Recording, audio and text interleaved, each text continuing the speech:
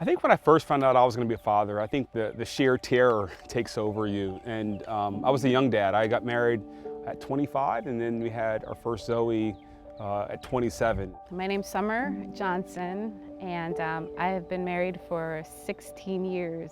We met through a lot of prayer. We met in church. We have 3 wonderful children.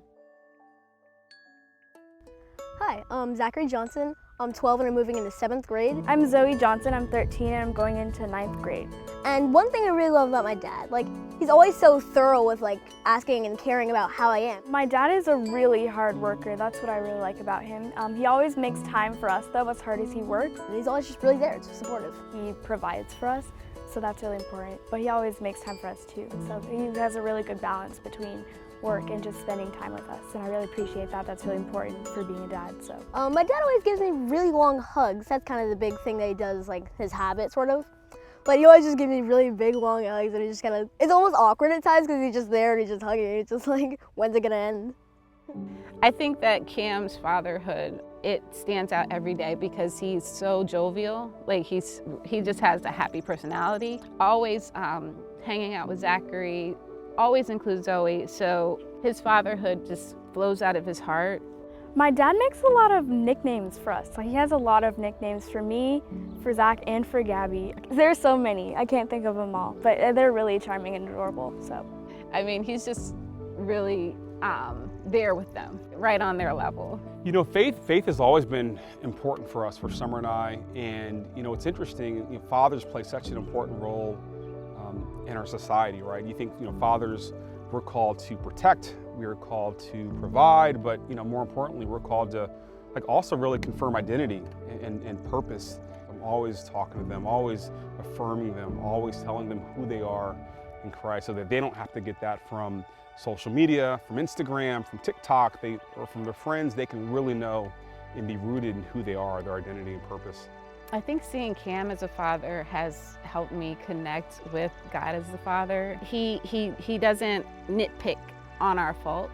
I love the story of the prodigal son, because clearly the son was in the wrong and the dad just wanted his boy back. He just had no issues with running to his stinky, smelly son and wrapping his arms around him. And that's what our God does. And when we're in sin, when we are clearly in the wrong, God lavishly loves us.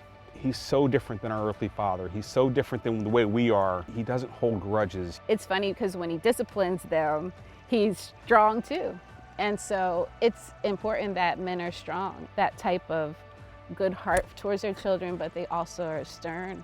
he asks me a lot, hey, what can I do better as a dad? And I think that's really important. So I'm always grateful for that. And he just provides me with a lot of opportunities, and even if I make a mistake, he's always there to support me. He's always just super helpful and supportive, and just always kind of there for us to make sure hey, everything good. So we're obviously sane in this time, with everything going on. I just really honor him as a father and as a husband. So it's a great journey with him.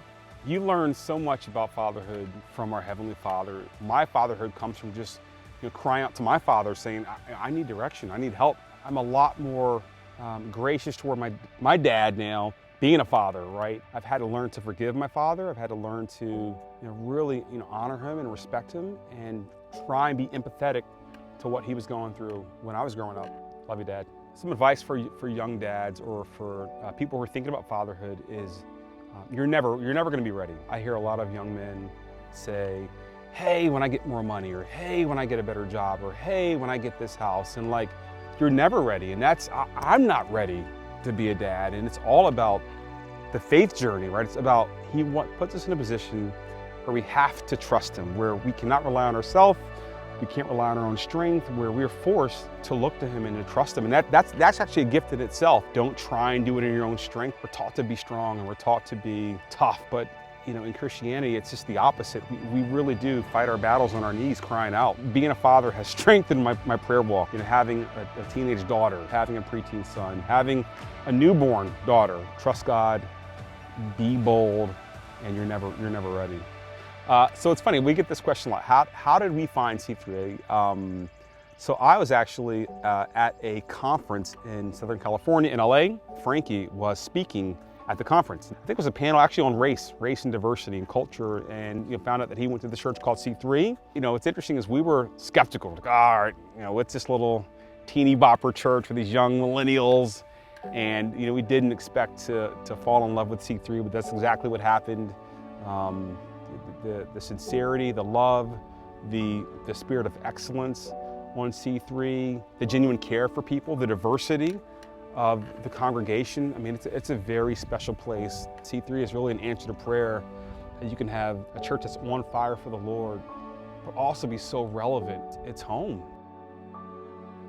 Happy Father's Day. Love you, Diddy. Happy Father's Day. That's my nickname for him.